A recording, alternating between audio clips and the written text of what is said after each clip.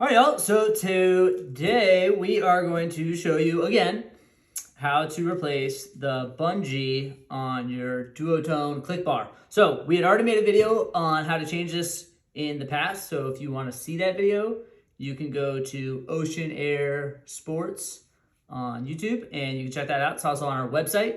But some people mentioned in the video that they would like an uncut version of me actually just doing it full through. No cuts, no editing. I didn't edit it. So the part that the people were mentioning about is how to attach the bungee into the cleat at that final step. That's a pretty tough part, but it's not impossible. So we're gonna run through it again and show y'all how to replace the bungee that retains the lines on your bar when you're transporting it on your Doutone clip bar. So if you had the unfortunate situation of having your bungee break, you can pick up a set or a singular Duotone rubber cord for the click bars. They are sold just like so. So it comes with the cleat already attached on one side, and it has the housing for that cleat with the bungee. Now, what's nice is Doutone was really thinking, and they made the bungee just a tiny bit longer, so it is actually a little bit easier to put on the click bar floater itself right here, as some of the past ones were not as easy. And they also had a tendency to break more often because they were under so much tension already. So having a little bit more length in one of your spares is a good thing. So the first thing that we need to do is get all of our tools. Now, the tools that we need is, one, we need our replacement rubber cord for our click bar. So we need that. I'm gonna set that down.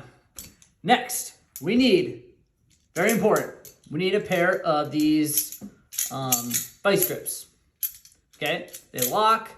Okay, these are very important because it helps us become hands-free, and we'll see that later on. So we need a pair of these. If you don't have one, go to Harbor Freight and pick one up. Third, we need a small size flathead screwdriver. Okay, small size, smallest one you have. Preferably the ones that you would use for like watches or something similar. And then we need a set of needle-nose pliers. Everyone should have a pair of those laying around. And then finally, you need to go to the bag that your Doutone click bar came in. If your bar was bought used or from someone else, and you didn't get a bag, you can use anything like a fish hook, a bobby pin, anything similar to that. But inside of the bag that Doutone sends you, they have a little spare parts bag. Inside of here, you open this up. There is this green cord with a metal hook type thing at the end. If you can see that. Now, this is what we're going to use to thread our bungee through the floater right here. So what we need to do is we need to uncoil this. Now, we are not going to be using this green line. This green line, I find, is just way too fragile. On any sort of tension, this line tends to just break. So I like to switch it out for some fishing line. This is 40-pound test fishing line. I find that it just doesn't break as easy. Sometimes when you're pulling the bungee through the floater, it's under some pressure, and when you're pulling, it just breaks. So I like to replace it out so it doesn't do that. So all you're gonna need, take a little knife, some scissors. You're gonna cut this off.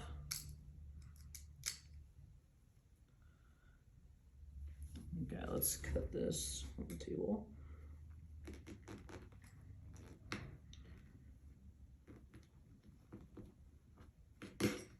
Ooh. Ew. Okay, let's cut it right here. This is probably one of the easiest things. All right, so we have got the metal piece off there. That is all we need from that part of the kit. Now we are gonna take our fishing line. We're gonna take one end and we are gonna tie our fishing line to the loop of this metal clip here. Now I use a fisherman's knot. If you're not a fisherman, don't use a fisherman's knot. Use a different knot. Tie as many overhand knots as you want. And that should probably do enough. But I like to fish, so I'm gonna use a fisherman's knot. Trim off your little tag end.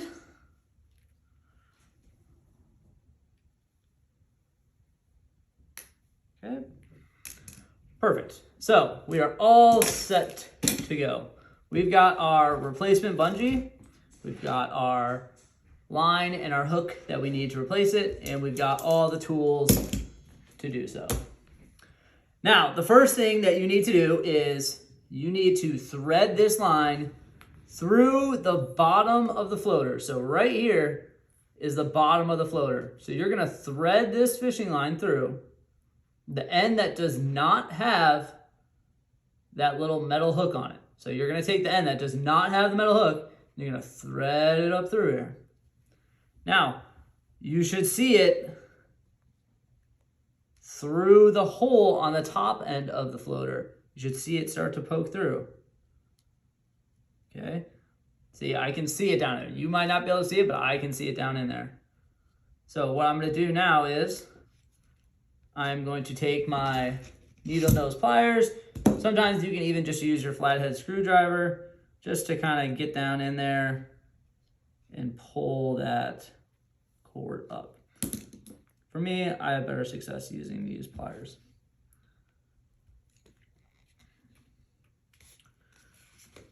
Okay.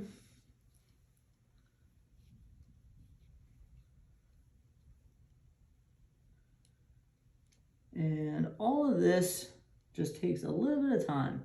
This isn't a project that's going to take you all day, but it's a project that does require some patience.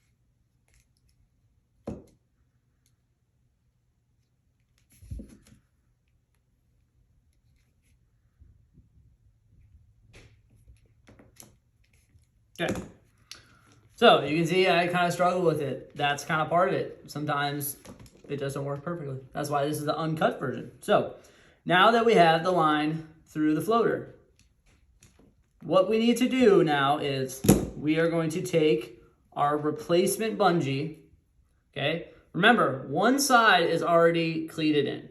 Don't mess with that side because it's already hard to put them in. Don't make it harder by uncleating both of these. So one side should already be cleated. Now, you're gonna take the side that is not cleated, so the side that is bare, just like this. You are gonna take the end that has that hook of your fishing line, and you're gonna take it and you're gonna push it through about, I would say that's like a 1/4 of an inch away from the end, so that when you're pulling on it, it doesn't just rip right through.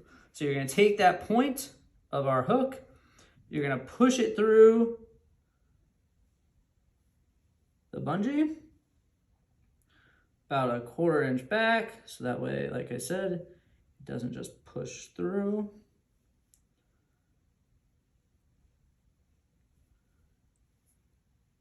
Okay, sometimes using pliers so you don't jam your fingers.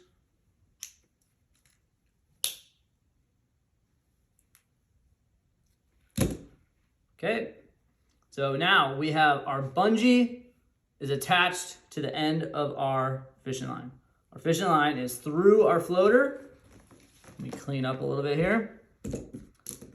Fishing line is through the floater. Bungee is attached. We're ready to pull it through. So if you take a look, this floater, we want to slowly pull it up and through the top hole. So we're slowly pulling. We can see our hook is coming through the top here. We pull, pull, pull.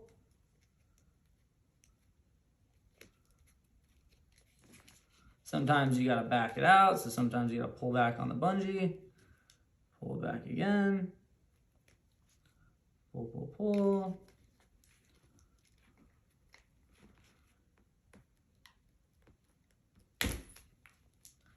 All right, so now it's through. Now, what we need to do is we need to take this side and we're wrapping it around the floater.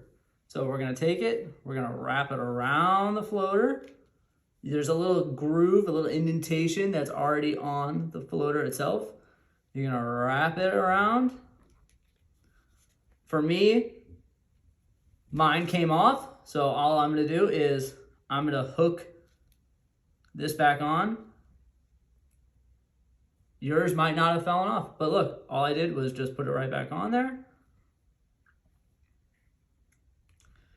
And now I'm ready to take my fishing line and I'm gonna put it back through the top hole of the floater and I'm gonna push the fishing line down until it comes out the bottom.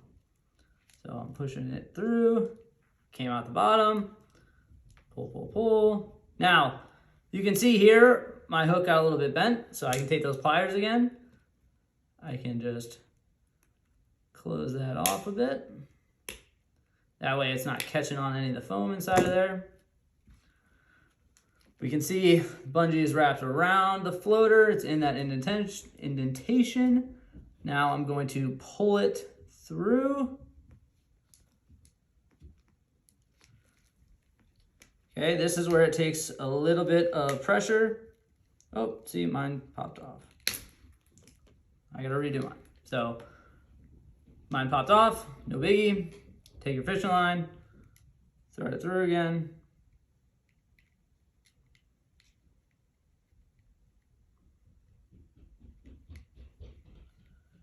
It's easy to do. Thread it through.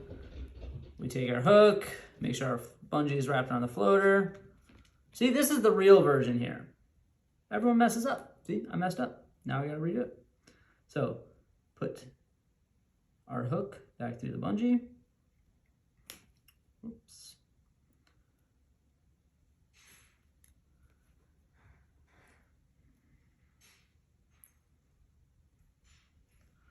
All I'm doing is pushing it through. There we go. Just like such. Oops.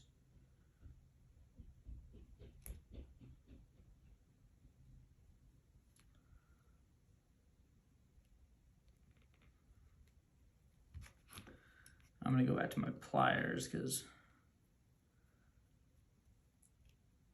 that usually helps me out.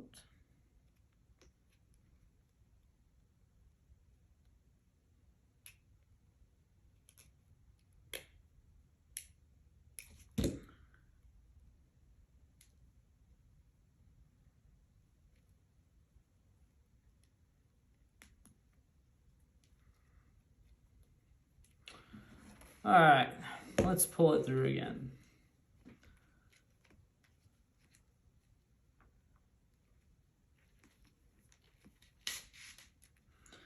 All right, so we did it. So now look, we can see at the bottom here, we have the bungee coming out, it's still attached to our hook. The end that has the cleat and the housing is there. What we want to do is we want to take this side. This is where it's a little bit different from the last video you may have seen. You want to take this side and we want to free up our hands. So that's where these vice grips come in. We want to take these vice grips, we want to pinch it onto our bungee, and we're going to lock them in. Now, notice, I can let go. I can let go of the whole system, and it doesn't just slingshot back through and make me restart. So, from here, I can go ahead and I can take off my fish hook. I no longer need it. We can set that for the side. Now, here's the important part. We want to make sure that we thread this through and cleat it off in there good enough to where it doesn't just pop out of that cleat the first time that we go to stretch it around our bar. So what we're gonna do is, and this is the part that everyone thinks is impossible, but it just takes a little bit of patience. So first thing you're gonna do is you're gonna take one side, you're gonna thread it through the hole of the housing. You're gonna take your pliers, you're going to grab hold of it, pull it the rest of the way through so you're not messing with it anymore. Now, if you take a look right here, you can see we have both ends of the housing. One end is cleated off. We just have to cleat off one more end. This is the part where it's a little bit tricky. So what you need to do is the cleat here works. It needs to go in the top side. So the thinner side, there's a narrow side and a thicker side. So the top is the narrow side and there's a larger opening there. That is where the top of our bungee needs to go. Now, if we think about our bungee, the diameter of our bungee right now is not thin enough to fit in the little groove that they give you. If we take our bungee and stretch it, notice that our diameter of the actual bungee is decreased. It becomes thinner when you pull on the bungee and you stretch it out. So we need to think about that concept when we're working with this, because that's going to come into play when we're getting it attached. Now, we're going to take the top end of that bungee, and like I said, this isn't the easiest thing, but it's definitely possible. You're going to take the top end of that bungee, you're going to set it at the top of the cleat there. Now, with your flathead screwdriver, you're going to push down the top of that bungee as best as you can. So for me, I like to get a little more slack. So I'm going to pull it just a little bit more. And I know this may not be the best view because the camera isn't very close, but that's fine. I'm sure you can understand what I'm trying to get at. I'm going to take my bungee, put it at the top of the cleat, and with my flathead screwdriver, I'm going to push down and in the best I can to try and get it locked in slightly.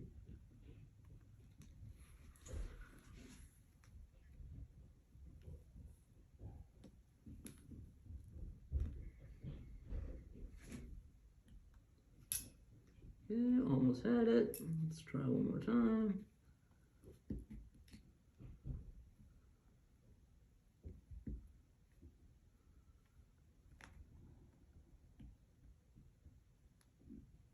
All right. So it may be hard to see, but I have pushed just the very top of it into that annoying cleat there. Now, we go back to what I just had mentioned about when we stretch the bungee, it becomes a little bit thinner than when it is not stretched. So what we want to do now is we want to continue holding down. I use my thumb, so I'm going to hold down with my left thumb on the top of that bungee. And with my right hand, I'm going to try and pull on that bungee to get it to thin out. And I'm pulling and pushing down and trying to get it cleated off as best I can. Now, I'm going to go ahead and show you with the camera what had happened when I did that. So I'm going to take the camera. Remember, this is the uncut version. So you can see I have gotten part of it in there by pulling it with one hand and pushing down with my other hand. Now, what we're gonna do is we're gonna take our flathead screwdriver, because we no longer have to hold it down, and we're just gonna kind of slowly work our way down that cleat, pushing it in and pulling that bungee to taper it down so it's easier to go in. So I'm gonna go ahead and do that. I'm gonna put you guys back up here.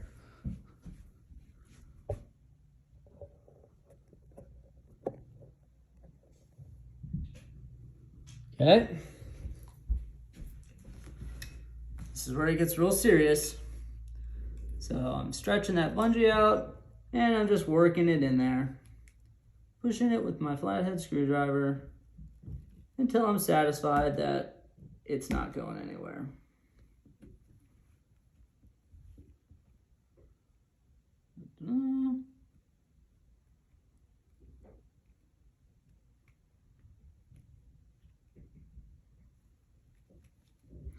Okay, perfect. Now, from here, clean up a little bit. We've got it all the way situated in there. What we can do is we can now unlock our channel lock or our vice grips. So we unlock those. That's going to release our tension. Now we have our final step of putting our cleat back in its housing. So what you want to do is you want to make sure each side of the bungee is even. You don't want to make one side longer than the other. So you may need to either pull up here at the top of the floater and make one side longer than the other to kind of make an adjustment down here. Right here, we did a pretty good job of doing that already. So what we're gonna do is we're gonna pull the bottom of the housing in there, grab our pliers again, and at the top of our cleat and the top of our housing, we're going to pinch it until it locks into place. Give it a couple little pulls, make sure it's not coming off. If you notice here, one side is a little bit crooked. All we have to do is come up here to the top of the floater, find out which side is being pulled more than the other, make a little adjustment, pull it again, and there we go. Our bungee is replaced. You can stretch down over our lines, and it's good to go.